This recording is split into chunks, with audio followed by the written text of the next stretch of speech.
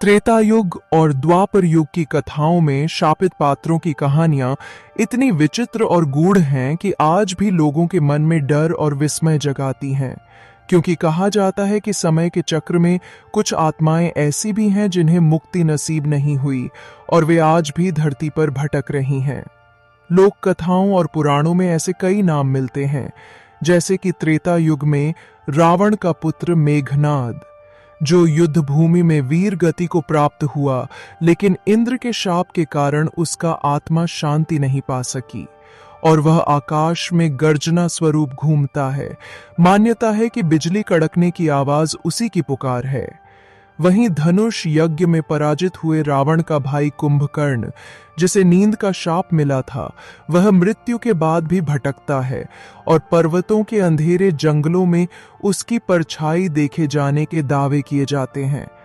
द्वापर युग में सबसे बड़ा उदाहरण है अश्वत्थामा, द्रोणाचार्य का पुत्र, जिसने क्रोध में आकर अभिमन्यु के पुत्र उत्तरा के गर्भस्थ शिशु पर ब्रह्मशिरा अस्त्र चला दिया था।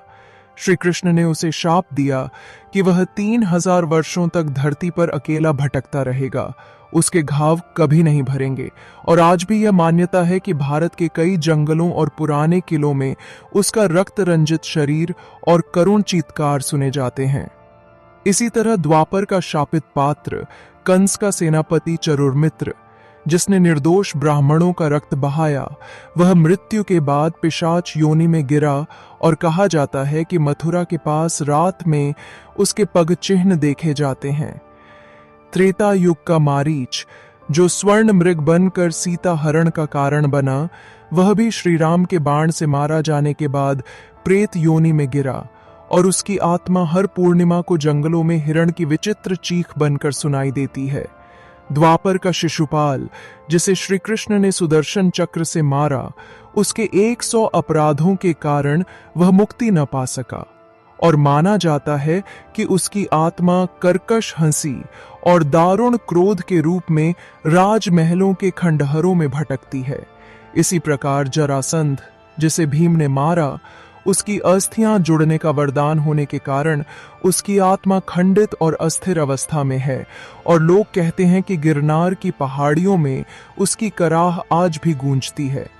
दुर्योधन के भाई दुशासन की आत्मा, जिसने द्रौपदी का चीरहरण किया, वह अपने अधर्म की सजा भोगते हुए रात में रक्त पिपासु प्रेत के रूप में घूमती है।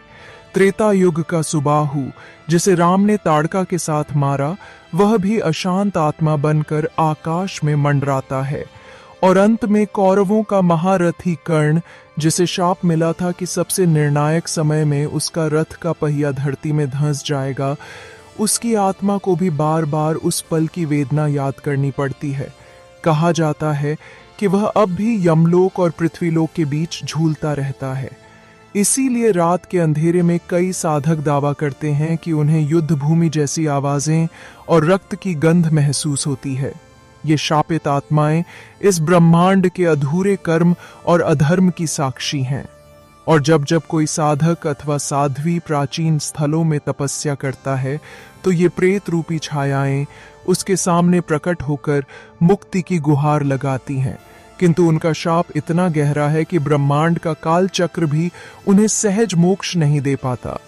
यही कारण है कि त्रेता युग और द्वापर युग के ये शापित पात्र आज भी लोक कथाओं, पुराणों और साधकों की गाथाओं में जीवित हैं, मानो समय रुक गया हो और वे अपनी अधूरी कहानियों के साथ युगों से भटकते चले आ रहे हों।